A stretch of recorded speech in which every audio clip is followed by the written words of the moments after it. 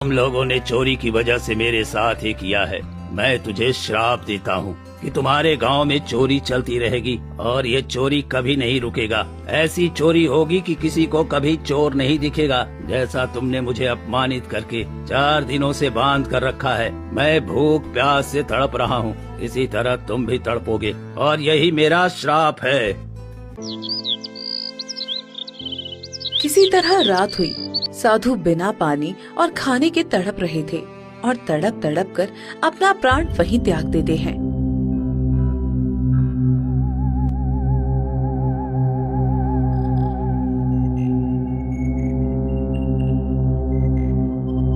अगली सुबह गांव के लोग जुटे।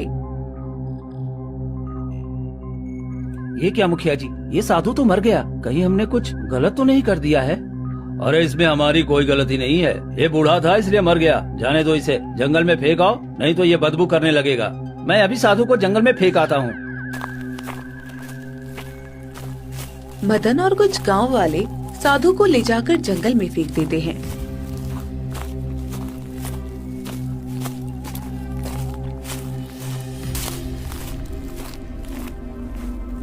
कुछ दिन बीतते हैं और अचानक एक गांव वाला फूट फूट कर रोने लगता है। हे भगवान, ये क्या हो गया? मेरे घर के सारे जेवर गायब हो गए और मेरी पत्नी ने आत्महत्या कर ली। ये तुम क्या कह रहे हो? भला हमारे गांव में तो चोरी रुक गई थी, फिर चोरी कहाँ से हो गई? पता नहीं, हम सब खाना खा ही रहे थे कि अचानक मेरी पत्नी उठी अलमीरे से कपड़ा निकालने और देखा कि सारा जेवर गायब है। वो इतना महंगा जेवर था कि उसे देखकर मेरी पत्नी को हार्ट अटैक आ गया और वो इस दुनिया से चली गई। अरे मैं तो लुट गया, बर्बाद हो गया, मैं कहीं का नहीं रहा। और सबसे बड़ी बात कि कोई चोर भी नजर नहीं आया। ये कैसे हो सकता है? भला ये चोरी, वो भी आंखों के सामने, बिना किसी के होने से? ये तो सच में बड़ी घटना है। हमें अब पूरी रात पहरेदारी करनी पड़ेगी, तभी हम इस चोरी को रोक सकते हैं। फिर उस रात पूरे गांव वाले जाकर पहरेदारी करते हैं।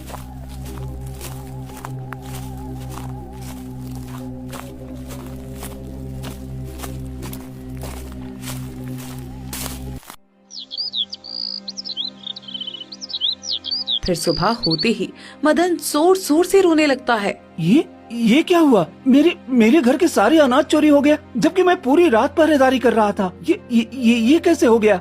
अरे ये कैसे हुआ? तुम तो पूरी रात पहरेदारी कर रहे थे, फिर अनाज कैसे गायब हो गया? ये क्या हो रहा है? पहले जैसी चोरी फिर से शुरू हो गई, लेकिन इस बार तो चोरी कुछ रहस्यमयी तरीके से हो रही है। सभी लोग दरवाजे पर पहरेदारी दे रहे हैं और घर के अंदर चोरी हो जा रही है। अरे मुखिया जी, मैं तो लूट गया, बर्बाद हो गया। मेरे सारे कपड़े चोरी हो गए, घर में एक भी कपड़ा नहीं बचा। ये क्या हो रहा है? अब तो अनाज के साथ साथ कपड़े भी चोरी होने लगे हैं। ये क्या, तुम्हारे घर से भी कपड़े चोरी हो गए? ये कैसे हो सकता है? ये चोरी रुकने के बजाय और क्यों बढ़ रही है? तभी मुखिया की पत्नी हेमलता भागते हुए आती है। अरे जी, आप यहाँ हैं? हमारे घर की सारी तिजोरी खाली है, अनाज की बोरियां एक भी नहीं है और ऊपर से सारे गहने भी गायब हैं। ये क्या हो रहा है? हम तो बर्बाद हो गए हैं जी। ये तुम क्या कह रही हो हेमलता? ये तो बहुत बुरा है।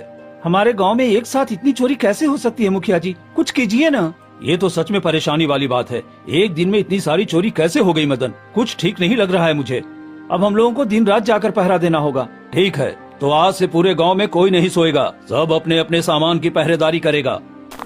फिर पूरे गांव वाले डर के मारे दिन रात जाकर पहरेदारी करते हैं, लेकिन चोरी लगातार बढ़ती ही जाती है और दिन दहाड़े भी चोरी होने लगती है। इसी तरह कई दिन बीत जाते हैं, मगर चोरी रुकने का नाम ही नहीं ले रही थी। हे भगवान, अब मैं क्या करूं? हमारे गांव की स्थिति तो बहुत बिगड़ गई है। 1 महीने के अंदर ही खाने के लिए एक भी अनाज नहीं बचा पूरे गांव में और सभी बच्चे भूखे प्यासे हैं। मैं क्या करूं? मैं गांव का मुखिया होकर भी किसी के लिए कुछ नहीं कर पा रहा हूं। मुखिया जी, मुझे तो लगता है कहीं वो साधु महाराज का दिया हुआ श्राप ही तो नहीं लग रहा है। अब हम क्या करें? कुछ समझ में नहीं आ रहा। सभी परेशान रहते हैं और कुछ दिन बीतते हैं और गांव की चोरी लगातार बढ़ती जाती है। एक दिन मदन और मुखिया चौपाल पर बैठकर पहरेदारी कर रहे थे। तभी एक गाय भागती हुई गांव में आती है। अरे ये गाय हमने तो पहले कभी नहीं देखा। ये हमारे गांव में क्या कर रही है? जरूर कोई बात है जो ये हमें बताना चाहती है। भला एक गाय कैसे बोल सकती है मुखिया जी? मैं बोल सकती हूँ। मैं कोई साधारण गाय नहीं हूँ। मैं अपने गुरु को ढूंढ रही हूँ। कई दिनों से उन्हें ढूंढ रही हूँ, पर वो मुझे कहीं मिल ही नहीं रहे। तुम्हारा गुरु? गाय का भी भला कोई गुरु होता है? कौन है तुम्हारा गुरु, बताओ तो। मेरे गुरु एक साधु महाराज थे जो बहुत दिनों के बाद तपस्या से लौटे थे। उन्होंने कहा था कि वो खाने का इंतजाम करने जाएंगे, पर अभी तक वो वापस नहीं आए। मैं उनकी प्रतीक्षा करते करते थक गई, तो अब मैं उन्हें ढूंढने निकली हूँ। सब जगह ढूंढा पर वो कहीं नहीं मिले। अब मैं तुम्हारे गांव में आई हूँ। क्या आपने किसी साधु महाराज को देखा है जो बहुत बूढ़े होंगे और तपस्या करके लौटे हैं? ये क्या? हमने तो उनके साथ बहुत बड़ा अन्याय कर दिया। ये हम सबसे क्या हो गया? हमने तो बहुत बड़ा पाप कर दिया मदन। क्या हुआ? आप लोग इतने परेशान क्यों हैं? हम सबको माफ कर दो। हमने गुरु महाराज को चोर समझकर उन्हें पेड़ से बांध दिया और वो कई दिनों तक हम सबसे विनती करते रहे, पर हमने उनकी बातों पर विश्वास नहीं किया और वो वहीं पर दम तोड़ दिए। हमने उन्हें गांव के बाहर मिट्टी के नीचे दफन कर दिया और उनका दिया हुआ श्राप हमारे गांव पर लग गया और आए दिन चोरी लगातार बढ़ती जा रही है। हमसे बड़ी गलती हो गई, हमें माफ कर दो। तुम लोगों ने ये क्या कर दिया? इतना बड़ा पाप किया तुम लोगों ने। मेरे गुरु को जान से मार दिया। मैं तुम लोगों को कभी माफ नहीं करूंगी। हम सब अपनी गलती की सजा भुगत रहे हैं। बस किसी तरह बता दो, ये श्राप हमारे गांव से कैसे हटेगा? देखो, सभी भूखे प्यासे तरस रहे हैं। एक दाना तक घर में नहीं है। हम लोग कई जगह भटक रहे हैं। मैं ये रास्ता नहीं बता सकती। मेरे गुरु ही बता सकते हैं कि उनका श्राप कैसे टूटेगा। पर वो तो अब इस दुनिया में नहीं है, वो कैसे बताएंगे? तुम सबको उनके कब्र के पास जाकर माफी मांगनी होगी, फिर वो कोई रास्ता बताएंगे। लेकिन हमने तो उन्हें जंगल में फेंकवा दिया था। हमें क्षमा करना साधु महाराज। हम सब जरूर जाएंगे माफी मांगने के लिए। फिर सभी मिलकर साधु महाराज को जहाँ फेंका था वहीं पर जाते हैं। साधु महाराज, हमें माफ कर दीजिए। हमने आपकी बातों पर यकीन नहीं किया और हम सब इतनी बड़ी भूल कर बैठे। हम आपसे माफी चाहते हैं। आप हमारे गांव पर से ये श्राप हटा दीजिए। हम सब पर रहम करिए। हाँ साधु महाराज, हम सब पर रहम करिए। हमें माफ कर दीजिए। हमारे छोटे छोटे बच्चे भूखे हैं, हम पे रहम कीजिए। तभी एक रहस्यमय आवाज आती है।